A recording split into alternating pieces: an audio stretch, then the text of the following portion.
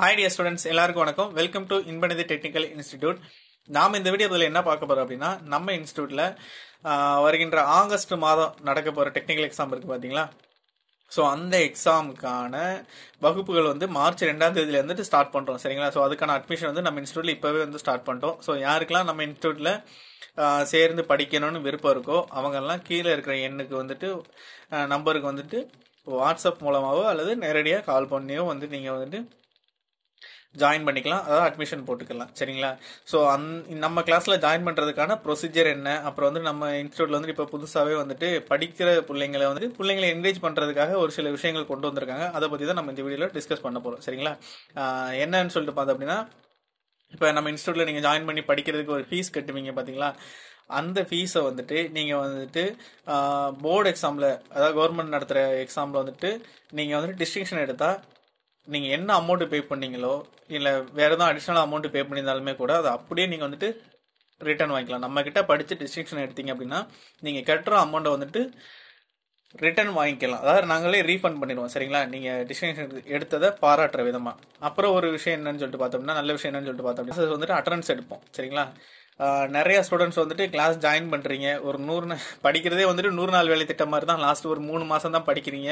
அதுக்கப்புறம் ஒரு சில நாள் வர்றீங்க, வரமாட்டேங்க, கேட்டா வீட்டுல வேலை, ஆபீஸ்ல அது இதுன்னு சொல்லிட்டு இடையில நிறைய நாள் லீவ் போட்டுறீங்க, சரிங்களா. ஸோ அதனால என்ன ஆகுதுன்னு பார்த்தா ரிசல்ட் நெகட்டிவ் வருது. ஸோ அதெல்லாம் தவிர்க்கும் விதமா இப்படி நாங்க பண்ணா கூட நீங்க ஓரளவு இதுக்காகவாவது கிளாஸ் வருவீங்க அப்படின்றதுக்காக நாங்க என்ன பண்ணிருக்கோம் அப்படின்னா, ஒரு 99%, அதாவது கிளாஸஸ்க்கு ரெகுலரா 99% அட்டெண்டன்ஸ் கொடுத்தீங்க, ரெகுலரா வந்தீங்க அப்படின்னா நீங்க என்ன அமௌண்ட் கட்டிருக்கீங்களோ அதை நீங்க ரிட்டர்ன் வாங்கிக்கலாம், சரிங்களா.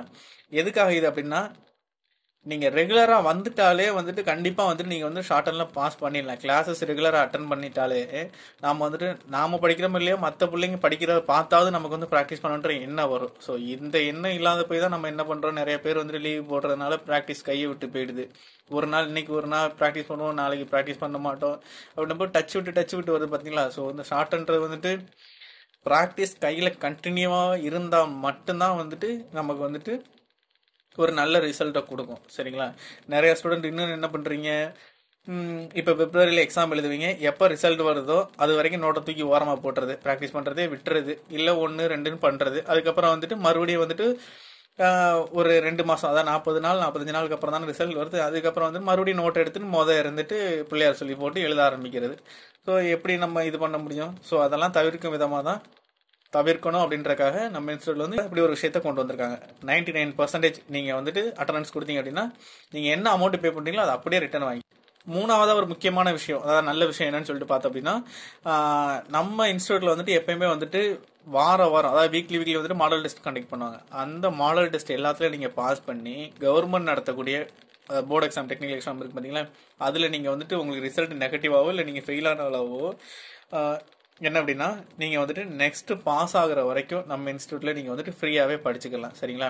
உங்களை பாஸ் பண்ண வேண்டியது எங்களோட கடமை. அந்த மாதிரி நாங்க இந்த ஒரு விஷயத்த நாங்க உங்களுக்காக இது பண்றோம். அதாவது நீங்க எங்களோட மாடல் டெஸ்ட்ல எல்லாத்துலயும் பாஸ் பண்ணிடுறீங்க, பட் கவர்மெண்ட் எக்ஸாம்ல ரிசல்ட் நெகட்டிவா வராது. சப்போஸ் வந்துருச்சு அப்படின்னா உங்களை பாஸ் ஆக வைக்க வேண்டியது எங்களோட கடமை. அது வரைக்கும் நீங்க எங்க இன்ஸ்டியூட்ல ஃப்ரீயாவே படிச்சுக்கலாம், சரிங்களா. அப்புறம் ரொம்பவே முக்கியமான விஷயம் என்ன அப்படின்னா, நம்ம இன்ஸ்டியூட்ல படிக்க வர பிள்ளைங்க யாராவது சிங்கிள் பேரண்ட் ஸ்டூடெண்ட்ஸ் இருந்தீங்க, மாணவங்க யாராவது சிங்கிள் பேரண்ட்ஸ், அதாவது அப்பா அம்மா அப்படி இருக்கிற ஸ்டூடெண்ட் நார்மலான நம்ம ஃபீஸ் என்ன கோட் பண்ணியிருக்கோமோ அதுல பாதி அமௌண்ட் மட்டும் நீங்க கட்டினா போதும், சரிங்களா. ஃபார் எக்ஸாம்பிள் இப்போ ஒரு 1500 ஃபீஸ் வச்சிருக்கோம் அப்படின்னா, டேர்ம் ஃபீஸ் தான். நம்ம இன்ஸ்டியூட்ல மந்த்லி ஃபீஸ் இப்போ வச்சுக்கிற போறது இல்லை, ஒன்லி டேர்ம் ஃபீஸ் தான், சரிங்களா. ஸோ ஒரு 1500 கோட் பண்ணுறேன்னு வச்சுங்களேன், நீங்க அதுல பாதி என்ன அமௌண்ட்டோ அது மட்டும் பே பண்ணா போதும், சரிங்களா. இதெல்லாம் நீங்க நல்லா படிப்பீங்க, நல்லா படிக்கணும் அப்படின்ற ஒரு எண்ணத்துக்காக மட்டும்தான் இதெல்லாம், சரிங்களா. அட்மிஷனுக்காக நாங்க ஒரு காலமும் இந்த விஷயத்த நாங்க யோசிக்கவும் இல்லை, பண்ணவும் இல்லை, சரிங்களா. ஸோ நீங்க எதுவும் அட்மிஷனுக்காக தான் இந்த மாதிரி பண்றோம் அப்படின்னு சொல்லி நினைச்சிடாம, உங்களை படிக்கணும், இப்படிலாம் பண்ணாலாவது நீங்க படிப்பீங்க அப்படின்ற ஒரு நல்ல எண்ணத்துக்காக தான் பண்றோம். ஸோ கண்டிப்பா நீங்க எல்லாரும் யூட்டிலைஸ் பண்ணிப்பீங்கன்னு சொல்லிட்டு நம்புறேன்.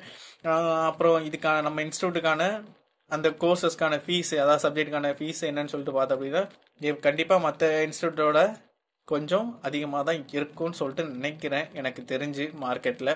சரிங்களா? மற்ற இன்ஸ்டியூட்டில் என்ன ஃபீஸ் கோட் பண்ணுறாங்கன்னு தெரில. மேபி கம்மியாக கூட இருக்கலாம். சரிங்களா? ஸோ ஃபீஸை வந்துட்டு ஓப்பனாக சொல்ல முடியாது. ஃபீஸை வந்து எனக்கு வந்து மெசேஜ் பண்ணி கேட்டுக்கோங்க. சரிங்களா? வாட்ஸ்அப்பில் மெசேஜ் பண்ணி இல்லை ஃபோன் பண்ணியே கூட கேட்டுக்கோங்க, உங்களுக்கு சொல்லுவோம். சரிங்களா? அப்புறம் வந்துட்டு உங்களுக்கு கிளாஸ் எடுக்க போகிற ரொம்பவே முக்கியமான விஷயம், உங்களுக்கு கிளாஸ் எடுக்க போகிற ஸ்டாஃப் வந்துட்டு ரொம்பவே குவாலிட்டியான ஸ்டாஃப். சரிங்களா? நம்ம இன்ஸ்டியூட் மாதிரி வேறு எங்கேயுமே, நான் ஓப்பனாக சொல்கிறேன், சேலஞ்ச் பண்ணி சொல்கிறேன், ஸ்டாஃப் அப்படி ஒரு ஸ்டாஃப் இருக்கவே மாட்டாங்க. அவ்வளோ குவாலிட்டியான ஸ்டாஃப் உங்களுக்கு இருப்பாங்க.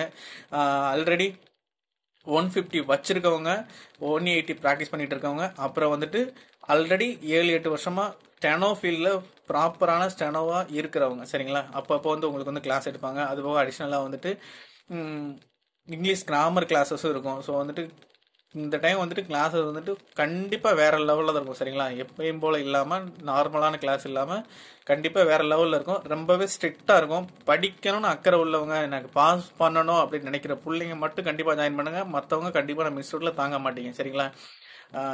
அப்புறம் வந்துட்டு என்ன சொல்றது, உங்களால் ஒரு நல்ல பிள்ளை படிக்கிற அந்த ஒரு சீட்டும் போயிடும். அதனால தான் நான் சொல்கிறேன். சரிங்களா? ஸோ வந்துட்டு ஒரு டயத்துக்கு 2-3 டைம் யோசிச்சு, பயமுடுத்தலை, யோசிச்சு வந்து ஜாயின் பண்ணுங்க. சரிங்களா? கிளாஸஸ் வந்து கூகுள் மீட்டில் தான் இருக்கும்.